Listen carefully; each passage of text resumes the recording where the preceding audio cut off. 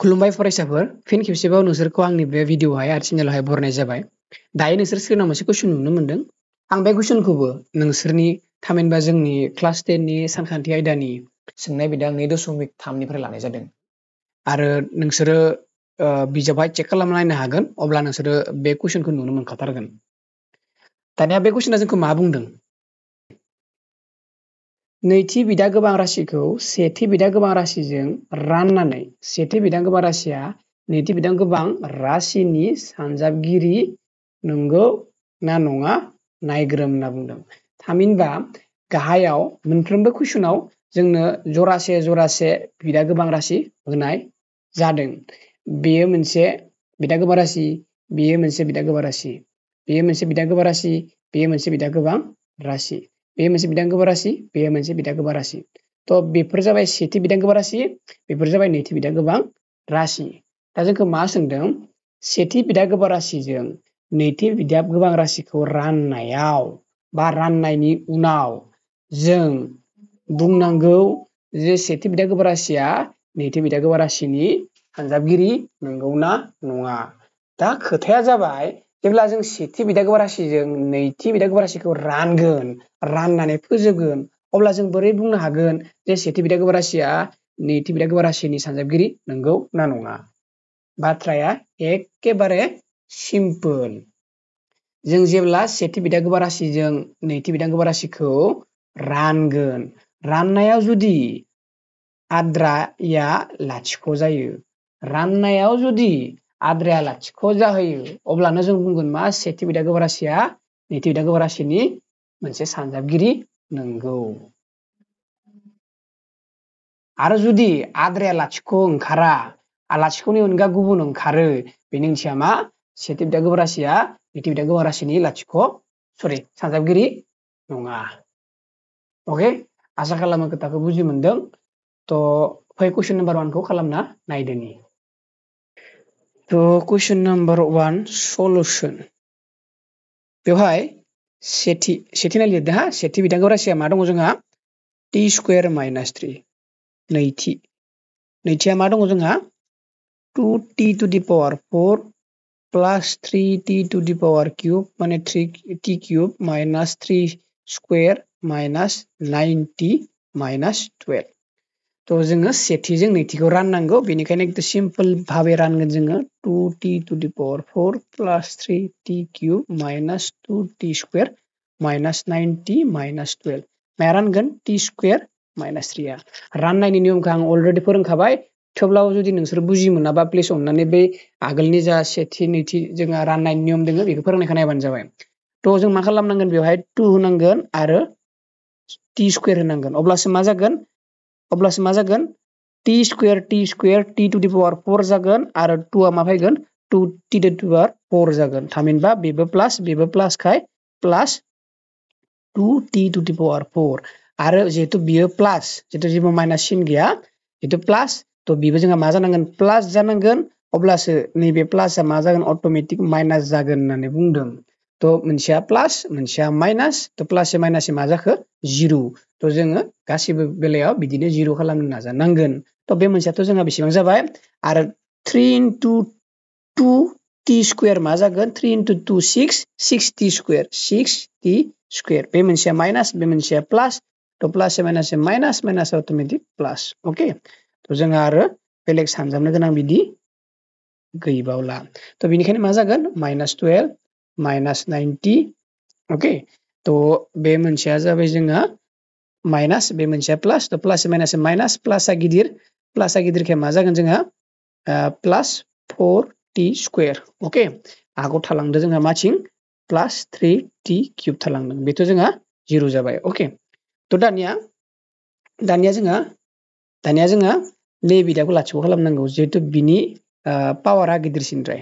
थ' नै t स्क्वायरजों मा सानजाबबा 3t क्यूब मोनगोन, थ' जों बेवहाय t सानजाबनांगोन मोनसे आरो मा सानजाबनांगोन? 3। बेबो प्लास आरो बेयावबो प्लास फैनांगौ, थ' बेनिखायनो प्लास। थ' मा जागोन? प्लास 3t क्यूब प्लास अट'मेटिक माइनास, थ' 3 into 3 9t मोनसे प्लास मोनसे माइनास, थ' माइनास माइनास अट'मेटिक प्लास। अके, बे 0 जाबाय, प्लास 4t स्क्वायर बेबो जोंहा 0 जाबाय प्लस 0 लिरनो हायो -12 ओके तो 4t स्क्वायर को जों दानिया मा खालामनांगौ 0 खालामनांगौ तो t स्क्वायर अटोमेटिक दङ तो प्लस फायनांगौ प्लस 4 अब्लानो मा जागोन 4t square plus plus plus automatic minus आरो 3 into 4 is equal to 12 मोनसे माइनस मोनसे प्लस तो माइनस माइनस अटोमेटिक प्लस तो प्लस माइनस 0 बेयावबो जोंहा 0 तो जयै जों गोदोर मोनसे 0 लिरनो हायो तो जोङो राननायनि उनाव नुनो मोनबाय जे रान खोन्दोआ लाथिख' जाबाय तो कन्डिशन बायदि मामोन जेब्ला जोङो सेथि बिदा गोबा राशिजों नैथि बिदा गोबा राशिखौ रानगोन राननायाव जुदि रान खोन्दोआ लाथिख' ओंखारो बेनि ओंथिया मा सेथि बिदा गोबा राशिया नैथि बिदा गोबा राशिनि मोनसे सानजाबगिरि नंगौ ओके तो बेखायनो जों मा लिरनो हायासै दानिया therefore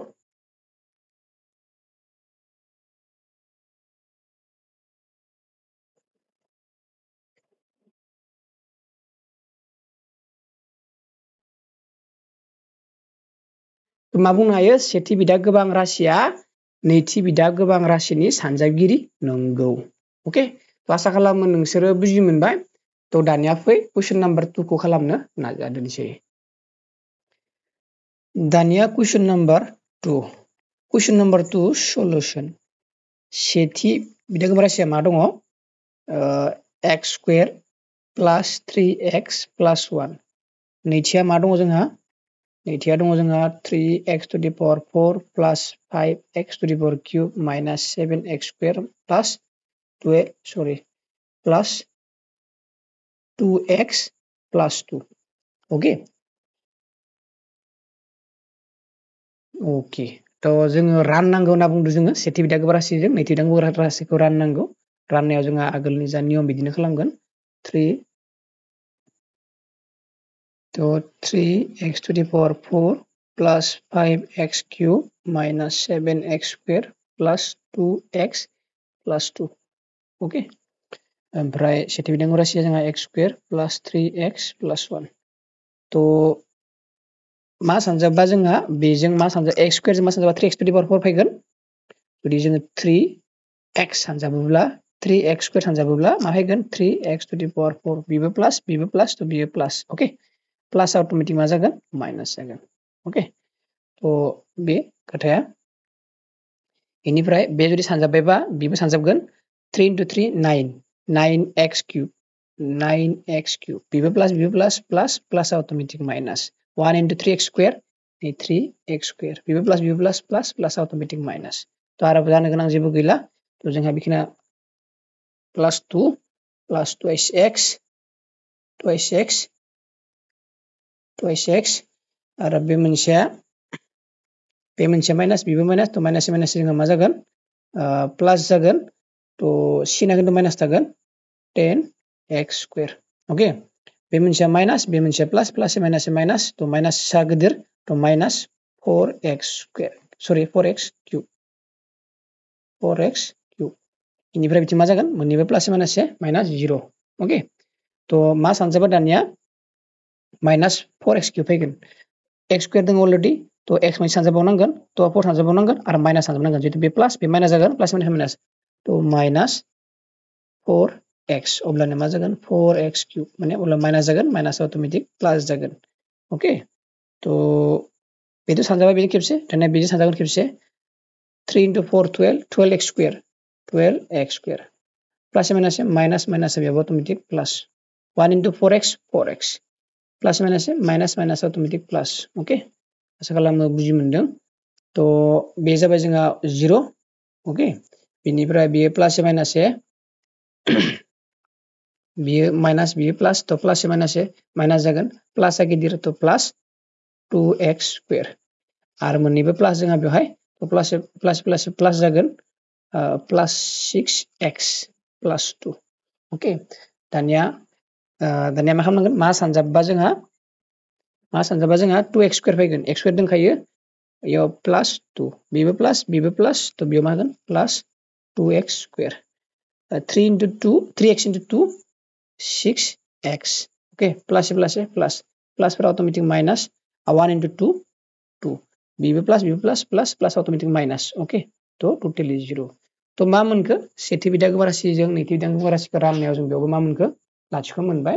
थ' बेनिखायनो बेवहायबो सेथि बिदा गोबा राशिया नैथि बिदा गोबा राशिनि मोनसे सानजाबगिरि नंगौ। अके थ' जों मा लिरनो हागोन therefore थ' जों मा लिरनो हायो सेथि बिदा गोबा राशिया नैथि बिदा गोबा राशिनि सानजाबगिरि नंगौ।